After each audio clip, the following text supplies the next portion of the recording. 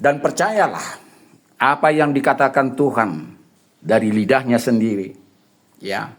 Yohanes 14 ayat 12. Apa yang pernah kulakukan, apa karyaku, engkau sanggup melakukan itu.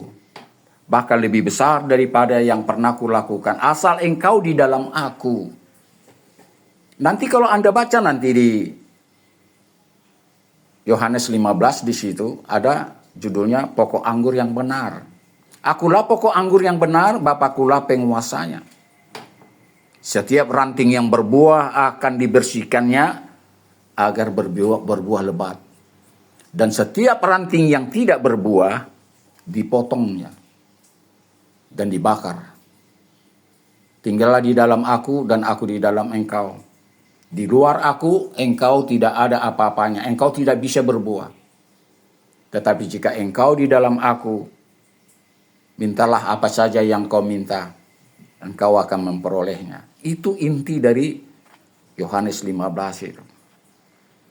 Jadi, Anda kalau masih ranting pokok anggur itu, jikapun tidak berbuah, jangan sampai Tuhan memotong Anda, kan? Janganlah sampai Anda dipotong. Kalau masih melekat di pokok anggur itu, mintalah kepada Tuhan, bersihkanlah aku, sanggupkanlah aku berbuah, agar jangan Tuhan memotong aku lalu dibakar. Ini yang saudara minta kepada Tuhan. Agar saudara bisa mendapatkan apa yang saya katakan, Anda masih berharga di mata Tuhan. Jangan kira Anda sudah selesai, tidak.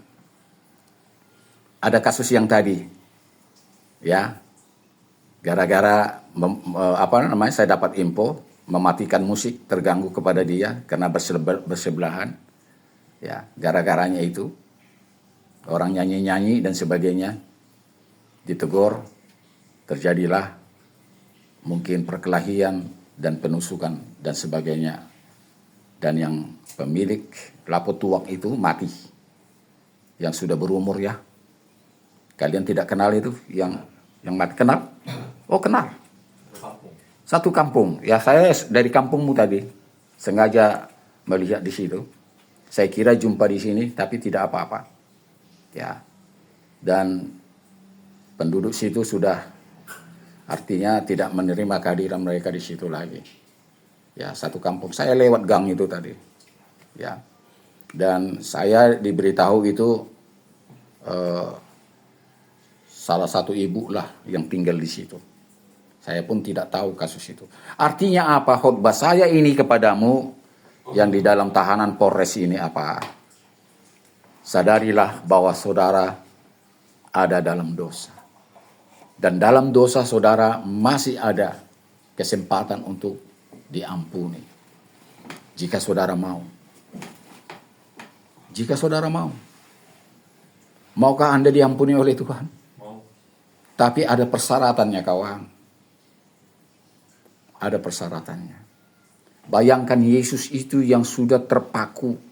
Sebelum terpaku, membawa salib yang besar, dicaci maki, diinjak, dicibir, diludahi, dilempari, disalibkan kakinya, dipaku, tangannya dipaku, kepalanya dikasih mahkota duri. Ya.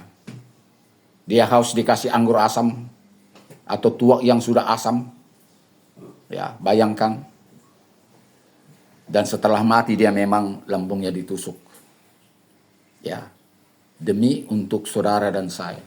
Padahal dia bukan seorang pendosa. Dia bukan seorang berdosa.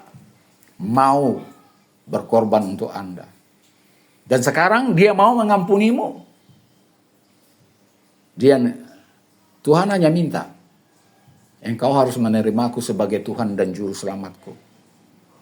Ya. Saudara pernah nggak berdoa sungguh-sungguh? Yesus, engkau adalah Tuhan dan Juru Selamatku. Secara pribadi. Bukan karena keturunan. Pernah itu? Yang lain pernah itu? Anda harus katakan itu. Setidaknya ada pengakuan bahwa kau harus menerima dia sebagai Tuhanmu. Dan meninggalkan Tuhan-Tuhan yang lain. Ilah-ilah yang lain. Saudara tahu maksud saya apa ilah-ilah yang lain? saudara masih pakai pedukunan. Jelangkung-jelangkung, datang tidak diundang, pulang tidak diantar. Itu pakai Tuhan jelangkung dan sebagainya. Ya, termasuk perjudian itu kan Tuhan-Tuhan yang lain. Anda percaya dengan kuasa judi untuk Anda bisa kaya. Ya, tanpa Anda sadari. Belum lagi Anda melanggar KUHP. Di Indonesia dilarang perjudian. Bukan hanya orang yang memainkan judi, tetapi yang menjalankan, menjual kupon-kupon, jurtul-jurtul, itu juga salah. Termasuk narkoba. Bukan hanya pemakai, bahkan yang paling berat hukumannya adalah pengedar. Nah, itu Anda memakai Tuhan-Tuhan narkoba untuk Anda kaya. Itu salah betul.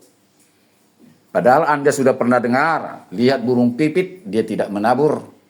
Tetapi kapan saja dia mau menuai, memakan,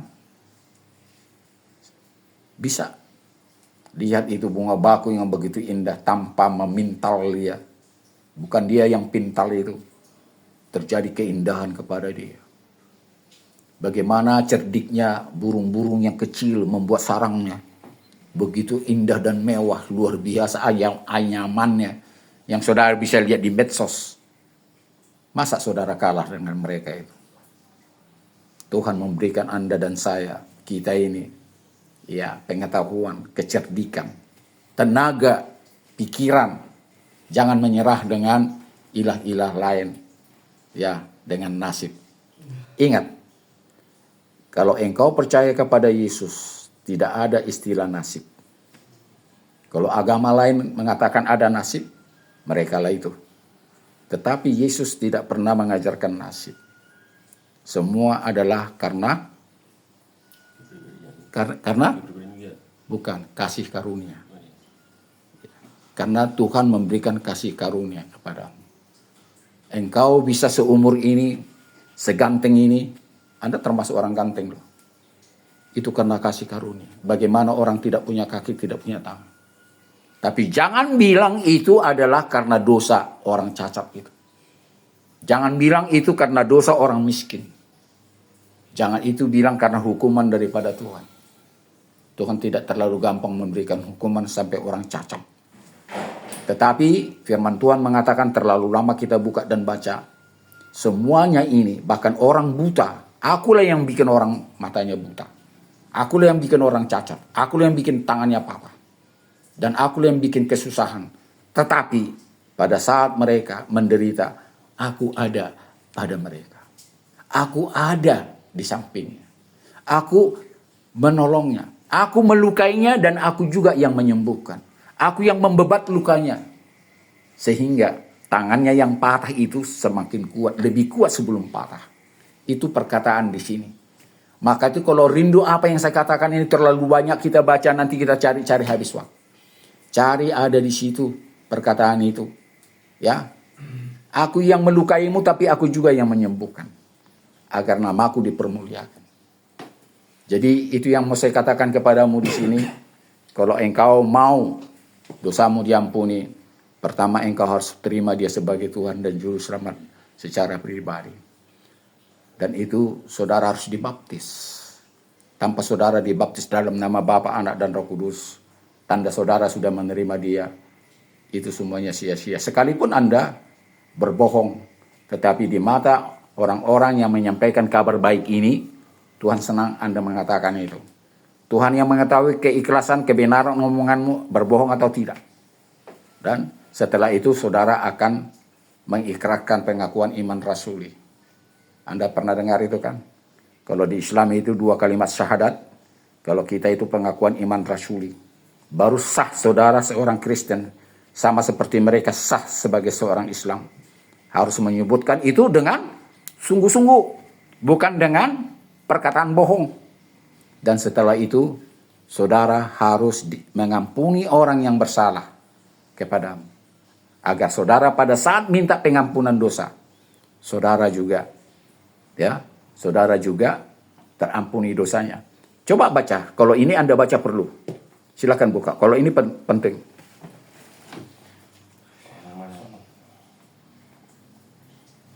Buka Matius 6 ayat 14-15.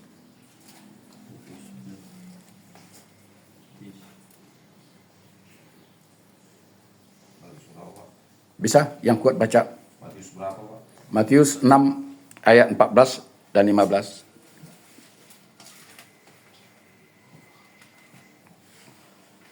Matius 6 ayat 14 dan 15.